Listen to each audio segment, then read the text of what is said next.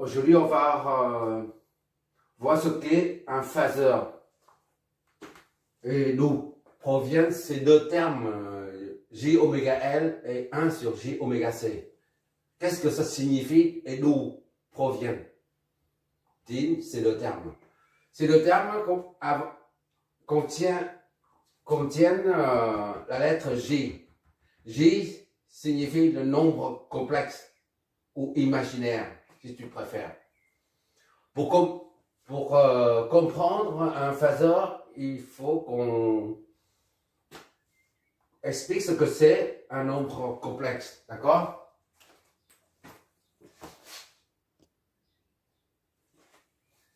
Comme tu as déjà vu la vidéo précédente, on a la formule de l'air qui est E exponentielle de plus ou moins J phi est égal à cosinus phi plus ou moins J sinus phi. Ça, c'est la fameuse formule de l'air. D'accord? Et maintenant, on va appliquer ça, on va utiliser ça pour interpréter les nombres complexes. On aura l'occasion d'utiliser ça pour interpréter les nombres complexes. Maintenant, ce que c'est un nombre complexe? Nombre complexe.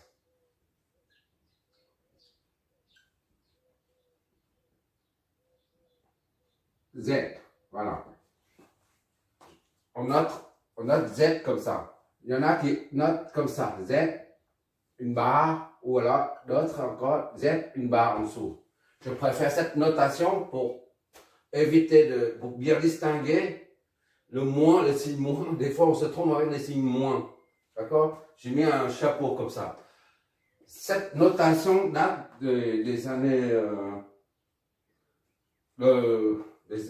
70, 80, 85 de mémoire. Et le nombre complexe Z est défini comme ça. Z est égal à X plus G fois Y. Le nombre complexe Z est égal à X plus GY fois Y est représenté sur ce plan-là, dans ce plan. Donc l'axe horizontal représente les réels. Réels comme 1, 2, 3, 4, 5, 10. Et l'axe vertical représente les nombres imaginaires. Les nombres imaginaires, ce sont des nombres qui n'existent pas dans le plan réel. On utilise les nombres imaginaires, les nombres complexes. Quand on n'arrive pas, par exemple, si on a un filtre, un circuit de filtrage, degré 1, premier ordre, deuxième ordre, peu importe, nombre d'ordres, nombre de condensateurs et de bobines, des fois on n'arrive pas à trouver la solution dans réel. C'est-à-dire 2, 3, 6, des nombres réels. On ne peut pas trouver ça. Et bien, on est obligé de passer par les nombres imaginaires. Et on résout le problème avec les nombres imaginaires. Une fois on trouve une solution via les nombres imaginaires, et ben on revient, disons entre guillemets, le monde réel. Au nombre réel, à partir de là, on trouve la solution d'un circuit de filtrage.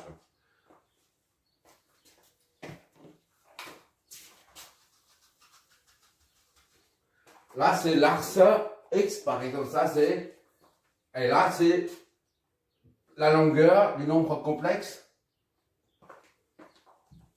s'appelle son module, le module. D'accord? Module est égal à une longueur.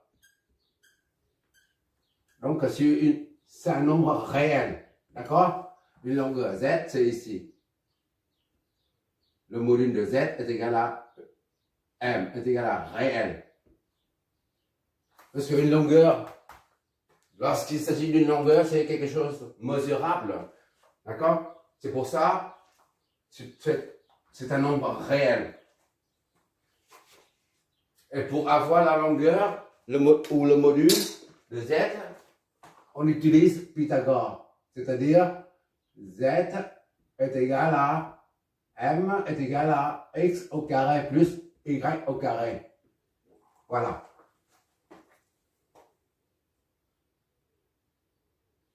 On voit ici, il n'y a pas de nombre complexe. Le nombre Gilles, le Gilles, certains appellent ça l'opérateur. On dit c'est nombre imaginaire. L'imaginaire n'existe pas. Ici, ni là, ni là. Donc, c'est un nombre réel. D'accord?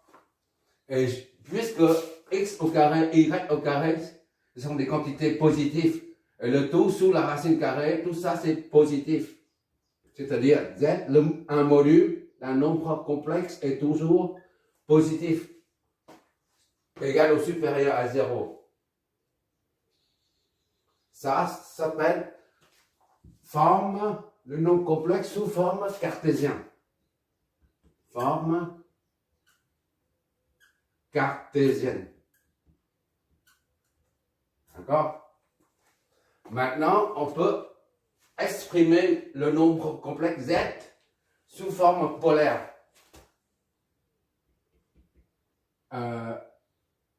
A. Z sous forme polaire.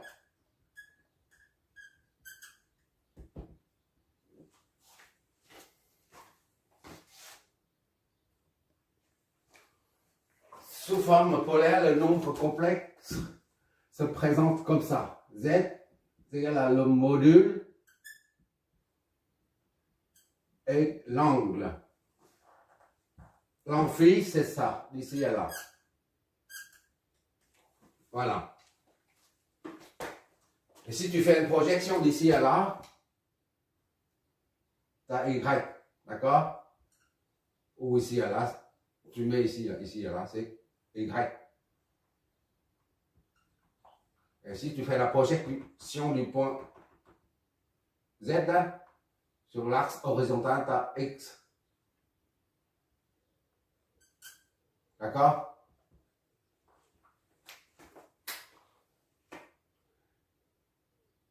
Et là, c'est toujours le nom, le module, tu remets là, le module Z, on oublie le M. D'accord? La projection de ce segment sur l'axe des réels, ça te donne Z fois cosinus phi. Et la projection de toujours du module sur l'axe des Y, ça donne Z, le module, fois sinus phi. D'accord? Cosinus de ça, c'est ici. Sinus de phi, c'est là. Et phi est représenté, pour calculer, pour connaître la valeur de phi, il suffit de prendre phi est égal à arc tangent de y sur x, tout simplement. D'accord?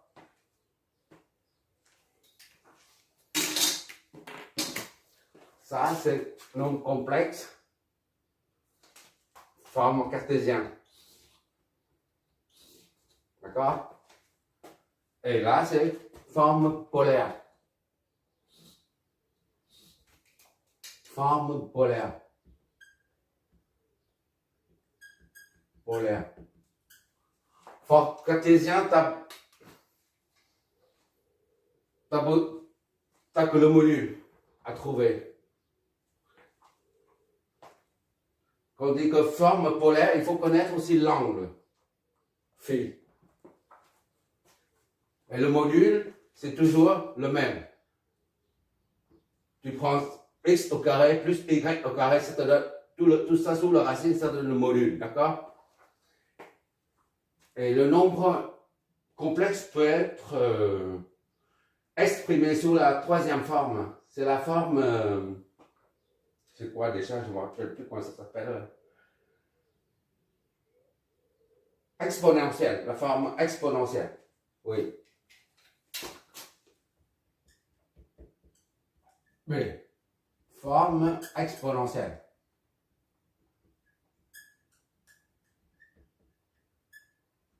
Voilà.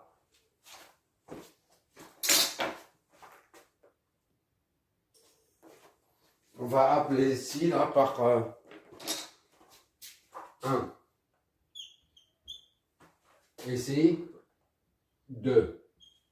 On peut en déduire à partir de là la forme exponentielle du nombre complexe. Je vois toujours, j'espère. Ok. De la première forme, on a z est égal à x plus g i. D'accord?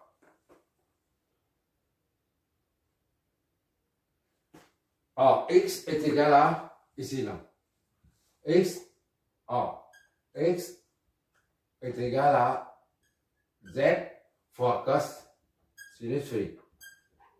D'accord? Y est égal à z plus, d'accord? J fois y. Y c'est z fois sinus phi. Si tu mets ça en parenthèse, le module en parenthèse, qu'est-ce qu'il te reste? Cosinus phi plus J sinus phi. D'accord? Or, on a ici là, cosinus phi plus J sinus phi est égal à exponentielle de plus J phi. D'accord?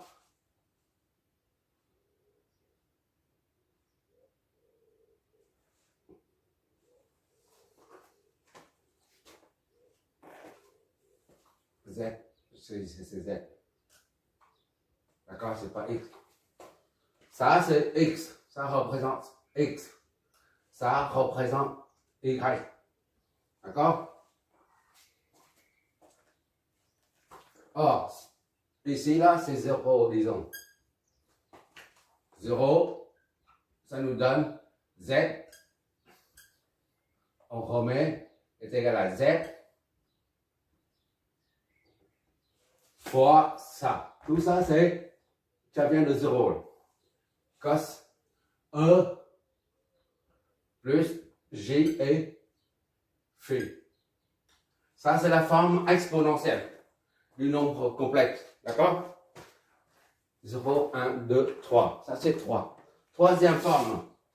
Autrement dit, un nombre complexe peut être exprimé sous 3 formes différentes. La forme cartésienne, x est égal à j, y. La forme polaire, le module fois l'angle de départ ou de phase. Et la troisième, c'est le module fois la fonction exponentielle. Et enfin, pour terminer avec le nombre, les 3 formes, on compare ici à là. 2, ça nous donne Z, le nombre complexe est égal à le module, à son module, fois la phase. D'accord? Et 3 nous donne Z est égal à son module fois E exponentielle de plus J phi.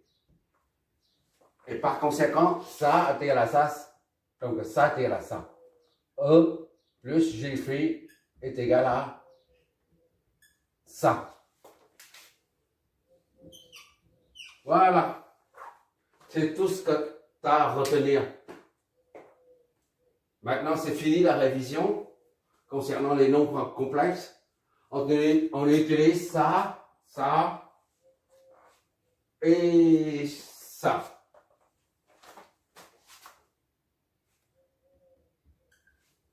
Z est égal à fois phi.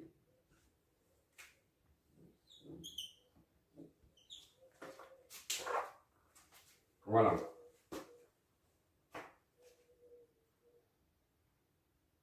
Maintenant, on peut... tu retiens tout ça, tu notes ça quelque part. Ça, 1, 2 et 3. D'accord?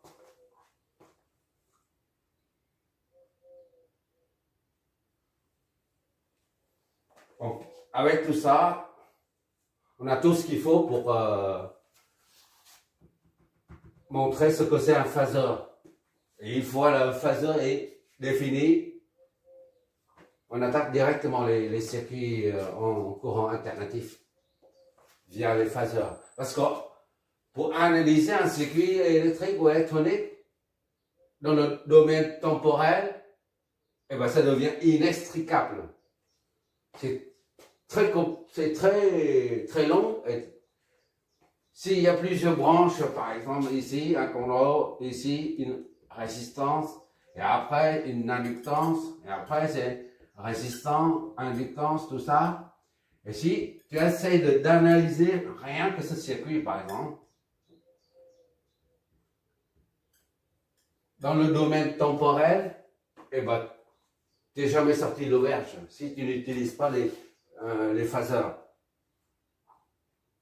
Et en courant alternatif ou tension alternative, on utilise toujours les phaseurs pour analyser un circuit. D'accord? On n'étudie pas un circuit en courant alternatif dans le domaine temporel. On l'étudie seulement dans le domaine fréquentiel. Et dans le domaine fréquentiel, cela implique l'utilisation des phaseurs. Maintenant, on va voir ce que c'est un phaseur. D'accord?